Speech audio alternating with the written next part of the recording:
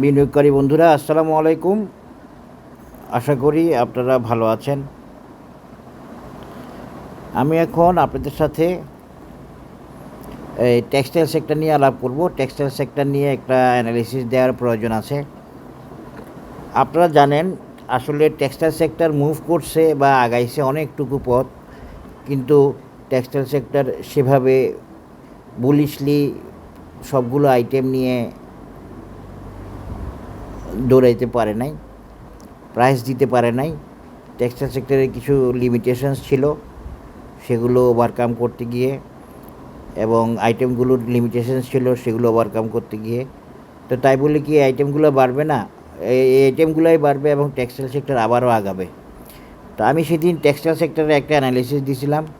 সেটা আমি দেখাইছিলাম টেক্সটাইল সেক্টরের দুইটা টার্গেট বা রেজিস্ট্যান্স।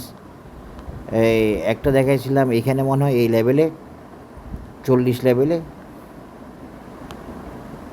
এইভাবে দেখাইছিলাম।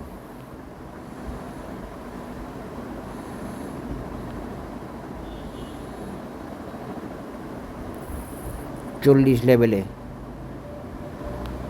আরেকটা দেখাইছিলাম মনে আরও পরে গিয়ে এখানে এই টপে, এই দুইটা লেভেলে দেখাইছিলাম।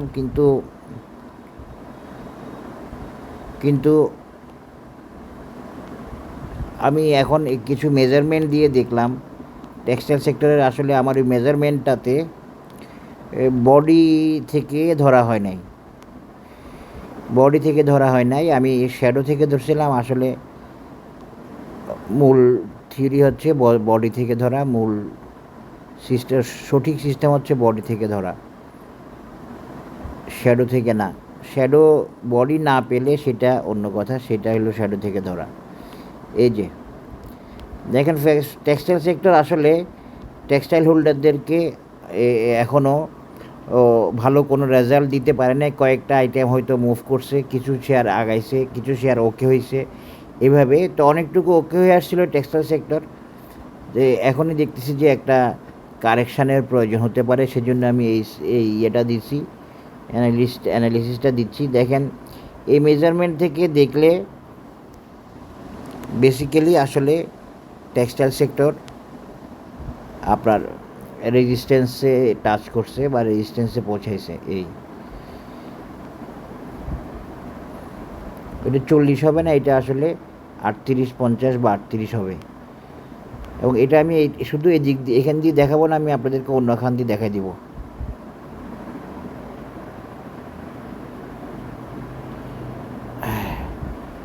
সেই জন্য আমি অন্য খান দিয়ে দেখাই দিব।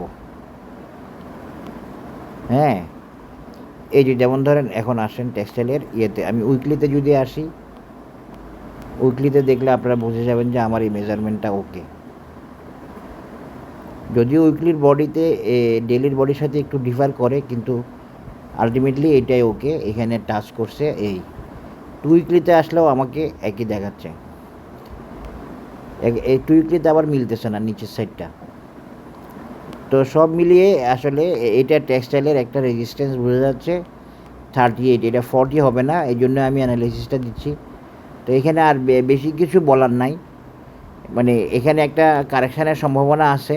শুধু এই রেজিস্ট্যান্স আসে বলেই আমি কারেকশানের সম্ভাবনা বলতেছি সেটা না, এটা সব সময়ের জন্য মনে রাখবেন। কোনো রেজিস্ট্যান্স থাকলেই কারেকশান হবে বলি না আমি, আমার অ্যানালিসিসে ওগুলো নাই। আমার অ্যানালিসিসে আমি আপনাদের সাথে শেয়ার করছি অনেকবার যে কোনো রেজিস্ট্যান্স না, কোনো সাপোর্টই সাপোর্ট না। তাহলে তো ওই সাপোর্টে থেকে যেত, ওই রেজিস্ট্যান্সে থেকে যেত, তাহলে তো আর উপরে উঠতো না। যদি টেকনিক্যাল সাপোর্ট থাকে, টেকনিক্যাল ইন্ডিকেটর অসিলেটর ওকে থাকে, তাহলে শেয়ারটা অবশ্যই উঠে আসবে। বাজার যদি সম্পূর্ণ সাপোর্ট পায়, সম্পূর্ণ সব কিছু ওকে থাকে, বাজার সব কিছুকে নিয়ে উঠে আসে। আশা করি বুঝতে পেরেছেন। এখন দেখেন এই কয়দিন মূলত কনসিস্টেন্টলি বাড়ছে ইন্স্যুরেন্স আর পাশাপাশি টেক্সটাইল।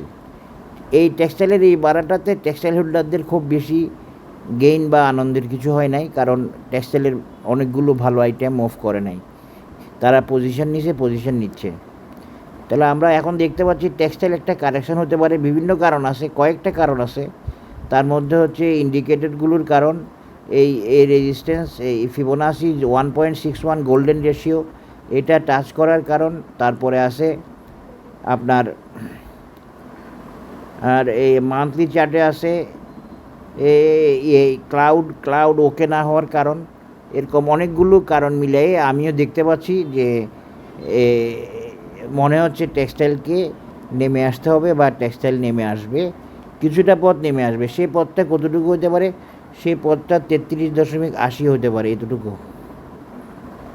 এতটুকু হতে পারে। এই তো বেশি পথ না, এটা হয়তো বাজারের একটা কারেকশানের সম্ভাবনা আছে, যেটা বলছি ওইটা ভ্যালিড আছে এই আর কি। তো বাজারের একটা কনসেন্ট্রেশনের কথা বলছিলাম, সেটা একটা লুকানো কনসেন্ট্রেশনে আছে বাজার, সেটা সেভাবে বাজার ফ্ল্যাশ করে নাই, ফ্ল্যাশ হইতে দেয়, বুঝতে দেয় নাই, সেটা হয়তো থাকতে পারে এই আর কি। তো এখানে দেখেন, এখানে টেক্সটাইল এই টপ থেকে এই বটমে আসার একটা সম্ভাবনা থাকবে বা আছে, এবং এইটা একটা ভাইটাল রেজিস্ট্যান্স। এখন আমি বলতে পারবো না বা বলবো না যে এইটা ক্রস করবে না বা ক্রস করতে পারবে না, সেটা আমি বলবো না, সেটা বলা ঠিক না, বলা যাবে না। আমি রেজিস্ট্যান্স দেখাইছি, এই রেজিস্ট্যান্সটা টাচ করে নিচে নেমে গেলে যাবে, আর নইলে ওই যে এরপরে রেজিস্ট্যান্স 40 না, এখন এই রেজিস্ট্যান্স হবে এইটা 45, এটা দেখাইছিলাম আমি, এইটা হবে পরবর্তী রেজিস্ট্যান্স। তবে বিভিন্নভাবে আমার কাছে টেকনিক্যাল কারণে এই রেজিস্ট্যান্সটা নাও হতে পারে, একটা কারেকশানে যেতে পারে মনে হচ্ছে, বা টেকনিক্যালি মনে হচ্ছে আর কি, টেকনিক্যাল কারণ আছে, আমি দেখতেছি। তো এটা ওকে হবে কি না এটা বোঝা যাবে নেক্সট ডে থেকে। আর টেক্সটাইল সামান্য কারেকশানটা শেষ করার পরে আপনারা এই বড় কারেকশান না, এই কারেকশানটা শেষ করলে যদি কারেকশান হয়, কারেকশানটা শেষ করার পরে টেক্সটাইলগুলো খুব ভালো করবে, যেগুলো আমি সাজেস্ট করছি ওগুলো, এবং বাকিরাও মোটামুটিভাবে এভাবে বুলিশলি মুভ করা শুরু করবে। এটা হলো উইকলি চার্টে ক্লাউড ওকে আছে, কিন্তু মান্থলি চার্টে ক্লাউড এখনও ওকে হয় নাই, তো আশা করি বুঝতে পেরেছেন। টেক্সটাইলের রেজিস্ট্যান্সটা দেখালাম, এটা তার কারেকশান হবে এরকম কনফার্ম বলবো না, বলা যাবে না, কারেকশান হওয়ার সম্ভাবনা আছে, একটা রেজিস্ট্যান্সকে টাচ করছে, এটাই বড় কথা। এরপরে বাকিটা বাজারে বোঝা যাবে। আশা করি বুঝতে পেরেছেন। আল্লাহ হাফেজ, আসসালামু আলাইকুম।